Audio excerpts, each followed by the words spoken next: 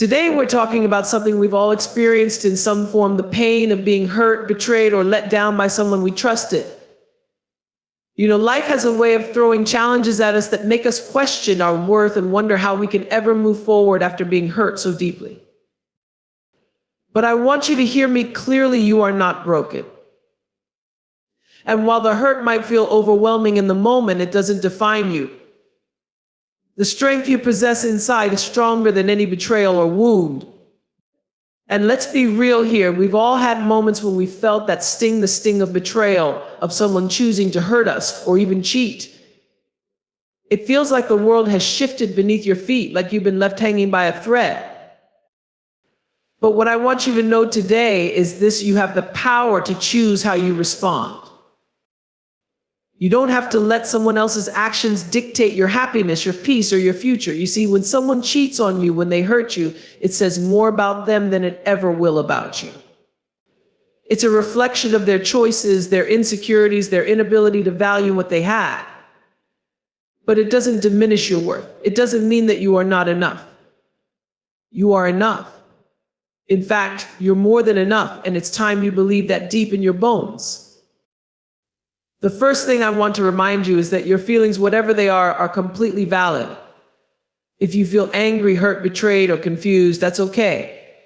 But don't let those feelings become a chain that keeps you locked in the past. Acknowledge them, sit with them for a moment, and then let them go. Holding on to pain is like drinking poison and hoping the other person will feel it. Instead, I invite you to choose self-love.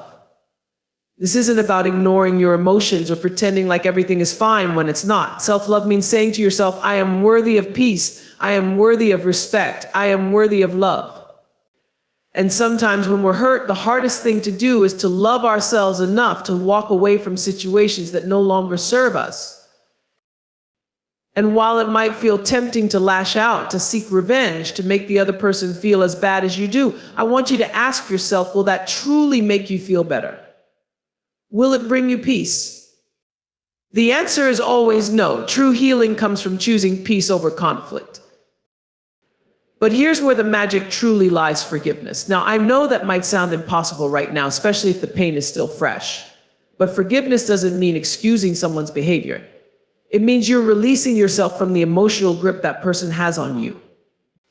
You're choosing to take back your power. And here's the thing: forgiveness is not for them, it's for you. You don't have to carry the weight of someone else's actions forever. Let it go, because when you let go, you create space for something better, something more aligned with your true self. And that, my dear friends, is how you grow. Now, I want you to take a deep breath. Let go of the pain, the anger, the fear, and just breathe in peace. You have the ability to create the life you deserve. A life filled with love, respect, and people who truly value you. So from this moment forward, when someone hurts you, when someone betrays you, remember this: you have the power to heal. You have the power to let go. You have the power to move forward with grace. And as you step forward into your future, hold your head high. Because you are worthy. You are whole. You are loved. And nothing, absolutely nothing, will ever change that. It's okay to feel devastated, angry, confused, or heartbroken. These emotions are natural responses to being hurt or betrayed. What happened to you doesn't have to define your entire emotional state. But it is important to give yourself permission to feel what you're feeling. Whether it's the anger that rises up in you or the sadness that settles in your chest, those emotions are real and they matter. You don't need to hide them from yourself or from the world. You see, the moment we deny our emotions, we're denying a part of ourselves. And when you deny yourself, you make it harder to heal because you're not addressing what's truly going on inside. Instead of suppressing those feelings, let them surface. Allow yourself to cry if you need to cry, to scream if you need to scream, or even just to sit in silence and reflect. The key is not to let those feelings control you or to stay stuck in them, but to recognize that they're a part of the healing process. Acknowledging your feelings is also an act of self-respect. When you allow yourself to feel, you're honoring your own humanity. It's important to remember that hurt is a part of life, and it's part of how we learn, grow, and become stronger. But before you can grow from it, you need to give yourself permission to experience the pain without judgment. You don't need to rush through it. Take the time you need to process, reflect, and allow the emotions to pass through you. And most importantly, understand that these feelings, no matter how overwhelming they may seem in the moment, are not permanent. They will shift, evolve, and transform as you work through them. By acknowledging your pain, you start the process of releasing it. You stop letting it control you, and you regain the power to choose how you move forward. When someone cheats or betrays you, it can feel like a personal attack on your value. It's natural to wonder, why wasn't I enough? Or what's wrong with me? But I'm here to tell you that your worth has never been tied to someone else's actions, words, or choices. It's not determined by how others treat you, and certainly not by someone's failure to appreciate you. You are not defined by their mistakes. It's important to remind yourself, especially in the moments when you feel the most vulnerable, that no one has the power to take your worth from you. People might try to diminish you. They might even take advantage of your trust or betray your love, but their actions cannot strip you of your inherent value. You have an unshakable worth, and it's something no one else can touch. It's a part of who you are, a part of your soul, and it doesn't depend on external validation. Understanding your worth also means refusing to tolerate disrespect or mistreatment. When you truly understand your value, you no longer settle for less than you deserve. You recognize that you are worthy of honesty, loyalty, kindness, and true love. You begin to raise the standards for how others treat you, because you know that you don't have to settle for anything that doesn't align with your value. And the more you begin to understand and claim your worth, the more you'll attract the people, the relationships, and the opportunities that reflect the love and respect you've already cultivated for yourself. So when you face betrayal or hurt, know this: it is not a reflection of your worth. It is not a measure of who you are as a person. Your worth is unshakable. And it is up to you to remember that, to hold on to it fiercely, and to live in a way that honors the incredible, irreplaceable person you are. When you've been hurt by someone, especially when trust has been broken, or you've been betrayed in a way that feels deeply personal, it's easy to think about revenge. It's human to want to make the other person feel what you're feeling, to want them to experience the pain or disappointment that you're going through. The urge to lash out can be overwhelming, maybe even justified in your mind, because, let's face it, it feels like they deserve it. But here's the thing: revenge doesn't heal you. It only keeps you tethered to the pain. It keeps you stuck in the past, chasing after something that will never bring the peace or resolution you're hoping for. Choosing self-love over revenge isn't about being passive or allowing someone to walk all over you. It's not about saying what you did is okay or pretending that their actions don't matter. No, choosing self-love over revenge is a powerful act of reclaiming your peace, your dignity, and your sense of self. It's about saying, I will not allow this person or this situation to define who I am or dictate how I show up in the world. Revenge is a toxic cycle that only keeps you emotionally bound to the person who hurt you. It fuels anger, resentment, and a sense of injustice that can take root in your heart and mind. You may think that making them feel bad will somehow right the wrong, but the truth is, it only prolongs your suffering. Every time you plot revenge or let anger consume you, you're giving away your energy, your peace, and your power. You're letting that person live rent-free in your mind, controlling your emotions and your actions. But you are so much bigger than that. You have the ability to choose how you want to feel, how you want to move through life, and what kind of person you want to become as a result of your experiences. Choosing self-love means letting go of the need for retaliation. It means freeing yourself from the emotional weight that revenge brings. Instead of focusing on getting back at someone, shift your energy inward. Focus on your own healing. Ask yourself, what do I need to feel whole again? What do I need to do to take care of myself right now? Maybe it's journaling, talking to a friend, taking a walk in nature, or simply sitting with your feelings until they pass. It's in these moments of self-care and self-compassion that you begin to reclaim your peace and your power.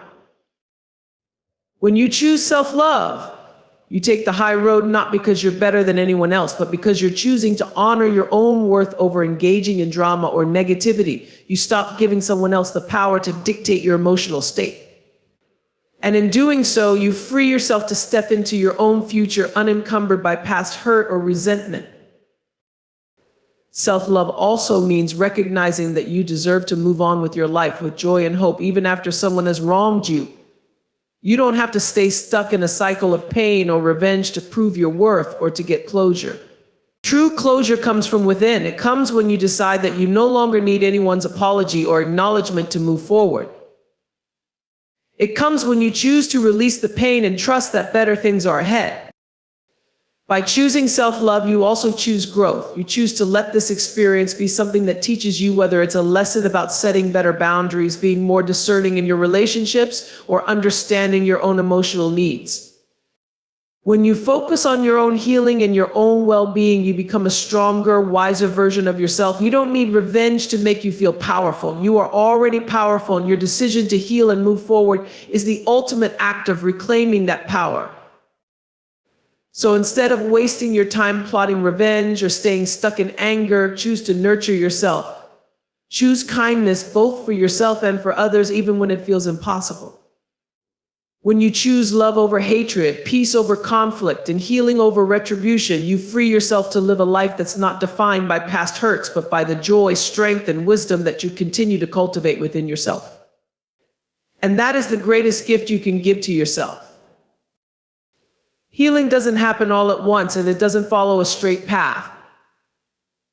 After being hurt or betrayed, it can feel like you're carrying a heavy weight that you can't shake off. You might think that if you just push through the pain, if you just keep moving forward, it'll eventually go away. But the truth is, in order to heal, you need to give yourself permission to actually feel the pain and take the time to process it. Healing requires patience, self-compassion, and then the understanding that it's okay to not be okay for a while. The first step in giving yourself permission to heal is to stop judging yourself for being hurt. It's easy to feel like you're weak or overly sensitive when someone betrays your trust, but the reality is hurt is a natural human response to being wronged. You don't need to force yourself to just get over it or to pretend like it didn't matter. If you've been hurt, it's okay to admit that. You're not weak for feeling pain, you're human. Allow yourself the grace to feel whatever emotions come up without guilt. Just acknowledge that it's perfectly fine to not have all the answers right away, and you don't need to have everything figured out. Once you stop judging yourself for your pain, the next step is to give yourself the space and time you need to heal. Healing is not a race, and there is no set timeline for it. Some days will feel easier than others, and that's completely normal. There might be moments when it feels like you're taking 2 steps forward and 1 step back, but that's part of the process. Don't rush it. Healing isn't something you can force, it's a process that unfolds in its own time. You have to give yourself permission to move at your own pace. You don't need to be over it just because someone else thinks you should be. Healing also requires self-care. Sometimes it's the smallest acts of kindness toward yourself that make the biggest difference. Maybe it's a warm bath, a walk in nature, or spending time with people who uplift you. It's important to surround yourself with things that nurture your soul during this time. Take care of your body, mind, and spirit in ways that feel right for you. Whether it's reading, journaling, meditating, or just resting, make time for what nourishes you, even if it's just for a few minutes each day. Another key part of healing is learning how to let go of what you can't control. You can't change the past or undo the hurt that was caused, no matter how much you wish you could. When you give yourself permission to heal, you're also accepting that some things are beyond your control. And that's okay. Letting go doesn't mean you're forgetting or excusing the pain. It simply means you're choosing to stop holding onto it so tightly so it doesn't continue to drag you down. When you release the grip on what you can't change, you open up space for healing to happen. Lastly, healing often requires you to look inward and give yourself permission to grow from the experience. It can be helpful to ask yourself, what has this situation taught me about myself? What do I need to learn from this in order to move forward in a healthier way? The answers might not come immediately, but the act of being open to growth is part of the healing process. Over time, you'll begin to see how this experience has shaped you and made you stronger, wiser, and more resilient. But that growth can only happen when you allow yourself the time and space to reflect, process, and heal. So give yourself permission to heal. It's not a sign of weakness, it's a sign of strength. You are worthy of the time, the space, and the compassion it takes to heal.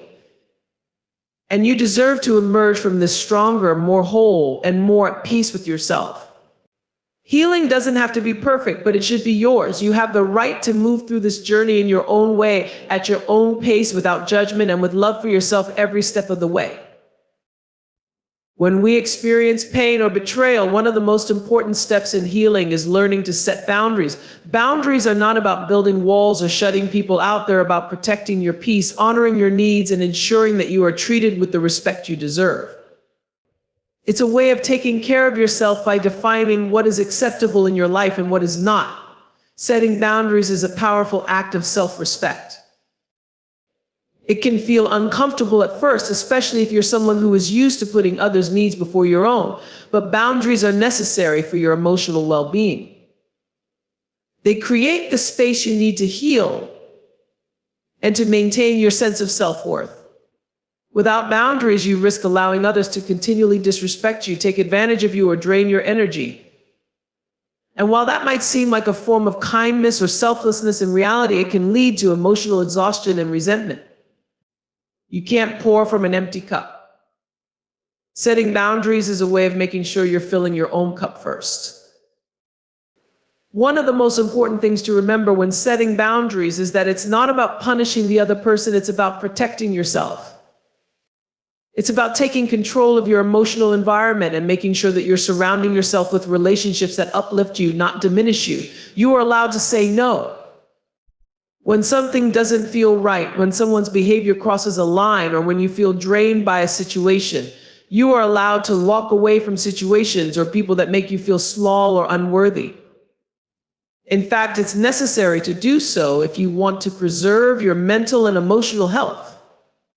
Setting boundaries is also about communicating your needs clearly. You don't need to justify or explain your boundaries endlessly. If someone asks why, simply stating that it's what you need to take care of yourself is enough. The people who truly care about you will understand and respect your boundaries, even if they don't always agree with them. But if someone pushes back or becomes upset, that's a sign that they may not have the level of respect for you that you deserve. Your boundaries are not negotiable. They are there to protect you, and you must honor them in order to protect your own peace. In relationships, boundaries help you maintain a healthy dynamic where both people feel valued and respected. If you've been hurt by someone, it's especially important to establish clear boundaries so that you don't continue to give your emotional energy to someone who has proven to be unreliable or hurtful. This could mean limiting contact, cutting ties with people who are toxic, or even just taking some time apart to clear your head. Boundaries give you the freedom to take a step back, reflect, and reassess whether that person or situation is worth the emotional investment. It's also important to remember that setting boundaries isn't just about saying no to others, it's also about saying yes to yourself. It's about honoring your own time, energy, and emotional well-being. Setting boundaries means protecting your time for self-care, for the things that make you feel good, for the relationships that bring you joy, and for the activities that nourish your soul. It might mean saying no to certain commitments or distancing yourself from relationships that drain you. It's about creating a life that feels balanced, fulfilling, and healthy for you. Boundaries can be a challenge to establish, especially if you've never practiced them before, but they are crucial for your well-being. You'll start to feel more empowered when you realize that you are in this, you are in control of what you allow into your life. You get to decide what kind of energy you're willing to accept and what you won't tolerate. And when you set and enforce boundaries, you show others how to treat you. You teach them that your peace is important and that you will not allow anyone to violate it. When you set boundaries, you are making a promise to yourself that you will no longer settle for less than what you deserve. Forgiveness is also about recognizing that we all make mistakes. It doesn't make what the other person did right, but it helps you see that they are also human. They may have acted out of fear, insecurity, or even confusion, things that have nothing to do with your worth or who you are. Sometimes people hurt others not because they don't care, but because they don't know any better, or they themselves are struggling with their own pain. In forgiving them, you are choosing to acknowledge their humanity while also refusing to let their mistakes define your future. Forgiveness is not a one-time act, but a process. It doesn't always happen overnight, and there may be times when you find yourself angry or upset again, but each time you choose to forgive, even if it's just in that moment, you're making progress. You're choosing peace over pain, healing over bitterness. And with time, forgiveness becomes easier, not because the other person deserves it, but because you deserve the peace and freedom that comes with letting go. It's important to remember that forgiveness is for you, not for them. It's a gift you give yourself. It's a way of saying, I deserve to live in peace. I deserve to move forward with a light heart. And by choosing forgiveness, you let go of the past and create space for new possibilities, new opportunities for love, joy, and growth. You release the burden of resentment and make room for the good things that are coming into your life. Forgiving doesn't mean you have to remain in a relationship with the person who hurt you, or that you have to accept their behavior again. It simply means you are no longer allowing their actions to control your emotional state. You're taking your power back. You're choosing freedom. And in the end, that's what forgiveness is really about, giving yourself the freedom to move on and be the best, most authentic version of yourself, unburdened by the past. There are moments in life when we find ourselves holding on tightly to things we can't change, situations, people, outcomes that are completely out of our hands. We pour our energy into trying to control them, thinking that if we just try harder, push more, or stay focused on the problem long enough, we can make things right. But the truth is, the more we try to control things we cannot change, the more we feel drained, helpless, and frustrated. Holding on to the illusion of control only leaves us feeling stuck and powerless. One of the hardest things to let go of is the need for closure or answers.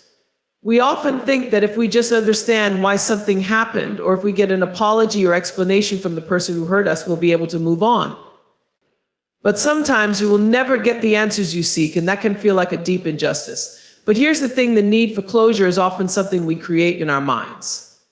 In reality, closure doesn't come from external circumstances, it comes from within. It's about accepting that you may never fully understand why things happen the way they did, and finding peace in that uncertainty. You can create your own closure by choosing to release the need for answers and embracing the reality of the situation. Similarly, there are people in your life who might never change. You might wish they would. You might try everything to make them see things from your perspective, or you might hope that somehow they'll realize the harm they've caused. But the truth is, you can't change anyone but yourself. As much as we want to help people, as much as we care about their growth and healing, ultimately each person is responsible for their own actions, choices, and growth. Trying to change someone who isn't ready to change will only exhaust you. Letting go of that control means accepting people as they are without the need to fix them. It's about setting realistic expectations and learning to love people for who they are, even if they fall short of what you hope for. Another thing that's often beyond our control is the timing of events in our lives. Whether it's a job opportunity, a relationship, or a personal goal, we can't always dictate when or how things happen. We may have a vision for our future, a timeline we've created in our heads, but life doesn't always unfold according to that plan. There may be delays, setbacks, or unexpected turns. And while that can be incredibly frustrating, letting go of the need to control timing can be a profound act of trust. Trusting that things will unfold as they're meant to in the time they're meant to. Sometimes life has a way of aligning things exactly when they need to be aligned. Sometimes it just takes time for the right opportunities or people to come into our lives. Letting go of control also means accepting that the future is uncertain.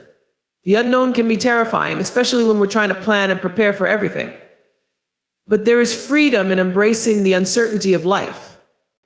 When you let go of the need to control every detail of your future, you open yourself up to possibilities you may not have considered, opportunities that could be better than what you had envisioned. Life has a way of surprising us when we stop trying to micromanage every outcome. So how do we begin the process of letting go? It starts with awareness. The first step is realizing when you're trying to control something that's not within your power. Take a moment to pause, breathe, and ask yourself, is this something I can actually change? Do I have control over this, or am I trying to force an outcome that isn't mine to decide? If the answer is no, then it's time to release it. Let it go. Trust that the universe, life, or whatever force you believe in will handle it in its own way, in its own time.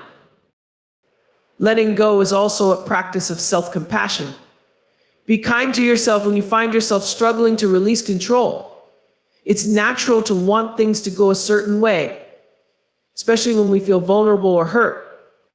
But the more you practice surrendering, the easier it becomes. It's about understanding that you don't have to carry the weight of the world on your shoulders, that you don't have to figure everything out, and that not everything is your responsibility.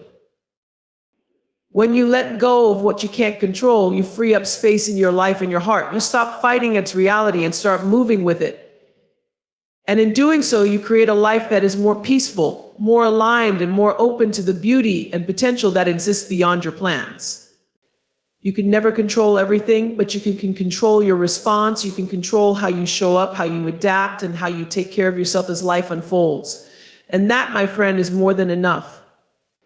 Let go of what you can't control, and you'll find that life begins to flow much more easily. Personal growth is an ongoing, evolving journey, one that takes place on the inside, and it requires us to look inward before we can move forward. It's about becoming the best version of ourselves, not just for others, but for our own well-being. It's a commitment to continually learning, expanding, and improving, not because we are flawed, but because we recognize that we are always capable of more. Growth doesn't happen by chance, it happens by choice. And the most important part of that choice is to take responsibility for your own growth, regardless of external circumstances. At the core of personal growth is the willingness to face yourself, your strengths, your weaknesses, your fears, and your dreams. It means being honest about who you are right now and where you want to be. This requires self-awareness, the ability to observe your thoughts, actions, and reactions without judgment. Growth is about looking at your past without regret, seeing it as a series of lessons rather than mistakes, and using it as a platform from which you can build a brighter future. When you stop viewing your experiences as failures, you begin to see them as stepping stones, moments that have shaped you, built your resilience, and taught you something vital about who you are and what you're capable of. Personal growth often involves challenging the beliefs, patterns, and habits that no longer serve you. Many of us live with limiting beliefs, ideas that were instilled in us when we were younger or shaped by past experiences. These beliefs can tell us things like, I'm not good enough, I don't deserve success, or I'm not capable of change. They limit our potential and keep us stuck. But personal growth requires us to question those beliefs, to confront them head on and decide whether they are still true or whether they've outlived their usefulness. It's about replacing those old negative narratives with new ones, narratives that empower us, challenge us, and inspire us to keep pushing forward. Building a growth mindset is key to your personal evolution. A growth mindset is the belief that abilities, intelligence, and talents can be developed through hard work, dedication, and perseverance. People with a growth mindset see challenges as opportunities to learn rather than as obstacles that confirm their limitations. This mindset allows you to embrace failure as part of the process. You don't see failure as something to avoid or be ashamed of. Instead, you see it as feedback, valuable data that tells you what's working, what's not, and what you need to adjust. Cultivating a growth mindset is a powerful way to stay open to new experiences and continuously evolve. Personal growth also requires you to develop a deep sense of self-compassion. It's about accepting that you are a work in progress. We live in a society that often glorifies perfection, but the truth is, no one is perfect. Everyone is on their own journey, and that includes you. Allow yourself the space to be imperfect, to make mistakes, and to stumble along the way. Growth doesn't happen when you're constantly criticizing yourself. It happens when you're kind to yourself, when you embrace your imperfections and see them as part of what makes you unique and human. At its core, personal growth is about embracing the process of becoming. It's about developing the qualities, skills, and mindset that will allow you to live a life that aligns with your values and your deepest desires. It's not about achieving a destination, because growth is a lifelong journey, not a final goal. You're constantly evolving, learning, and transforming. And while it may not always be easy, every step you take toward personal growth leads you closer to the person you are meant to be. The beauty of growth is that there's always more to learn, more to experience, and more to become. And when you commit to this journey, it's also important to recognize that love is not always expressed in grand gestures. Sometimes it's the small acts of kindness, the quiet support, and the steady presence of someone who genuinely cares that create the most profound impact. Whether it's a friend who listens without judgment, a family member who shows up when you need them, or a partner who respects your space and your boundaries, these are the kinds of relationships that create a loving environment. These people are your foundation, your inner circle, the ones who help you weather life's storms and celebrate your brightest moments. But surrounding yourself with love isn't just about the people you keep in your life. It's also about creating a space for love within yourself. It starts with loving and accepting yourself, fully embracing all of your flaws, your imperfections, your strengths, and your unique qualities. When you surround yourself with love, you learn to nurture your own heart. You show yourself the same kindness, patience, and compassion that you offer others. Too often, we're quick to show love to those around us, but forget to extend it to ourselves. Self-love is a crucial part of creating an environment of love. It means speaking to yourself with kindness, forgiving yourself when you make mistakes, and treating yourself with the same care and respect you would offer to a loved one. Another important aspect of surrounding yourself with love is to create a space where you can experience peace and joy. This might mean curating your physical environment to reflect love, whether it's filling your home with things that make you feel happy and at ease, creating a comforting atmosphere, or simply organizing your space in a way that promotes calm. The places where you spend the most time should be places that feel like a refuge for your spirit. The environment around you should encourage relaxation, inspire creativity, and support your emotional health. Surrounding yourself with love also means intentionally spending time in places or with people that bring you peace, whether it's nature, a creative project, or a peaceful hobby. You also have the power to surround yourself with love through the media you consume. In today's world, we are constantly being bombarded by information, much of which can be negative or draining. The news, social media, and even the content we choose to watch can affect our mindset and emotional health. By being mindful of the media you consume, you can ensure that it reflects positivity, encouragement, and love. Choose books, podcasts, films, and music that inspire you, that make you feel good about yourself and the world around you. Filling your mind with love and positivity strengthens your inner world, and that in turn reflects outward into your relationships and experiences. Equally important is surrounding yourself with love through your actions and intentions. When you operate from a place of love, you attract more of it into your life. Being kind to others, offering support, and practicing empathy are ways that you contribute to the loving energy around you. When you give love, whether through a thoughtful word, a kind gesture, or simply by showing up for someone in need, you amplify love in your own life. Love is reciprocal. It flows in both directions. The more you give, the more you receive, and the more you attract people and experiences that nurture your growth. Ultimately, surrounding yourself with love is about cultivating a life that nourishes your soul. It's about creating a foundation of care, compassion, and connection in all aspects of your life. It's a reminder that love is not something you have to chase or earn. It's something you deserve simply by being who you are. And when you surround yourself with love, both from others and from within, you create an environment where you can truly thrive, where you can heal, grow, and rise to the fullest expression of yourself. Love is the most powerful force you can surround yourself with, and it has the ability to transform every area of your life. When you surround yourself with love, you create a life that reflects the beauty, joy, and connection you are worthy of. The next part of creating a vision for your future is breaking it down into actionable steps. A vision is not something that magically happens overnight. It's the result of consistent effort, intention, and focus. Start by setting both short-term and long-term goals that move you closer to your vision.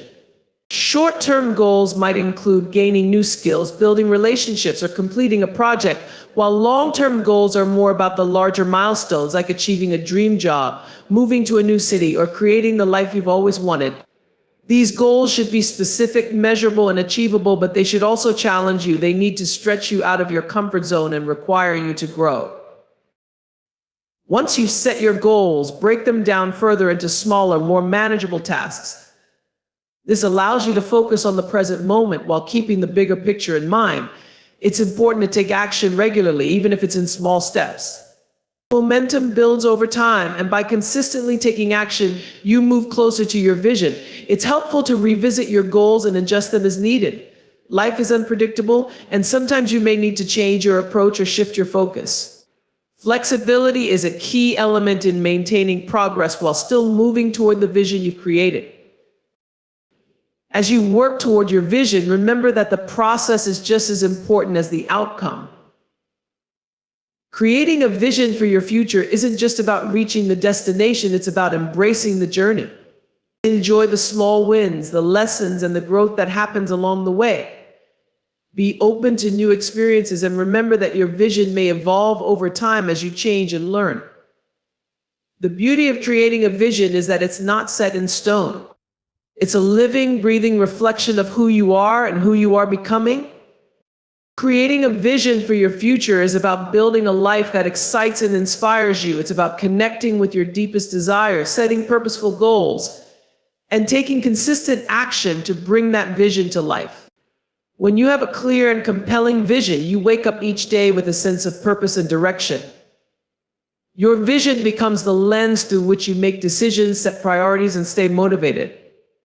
And while the journey to your vision may not always be easy, it will be incredibly rewarding because it's driven by the deep and authentic desire to create a life that feels true to who you are.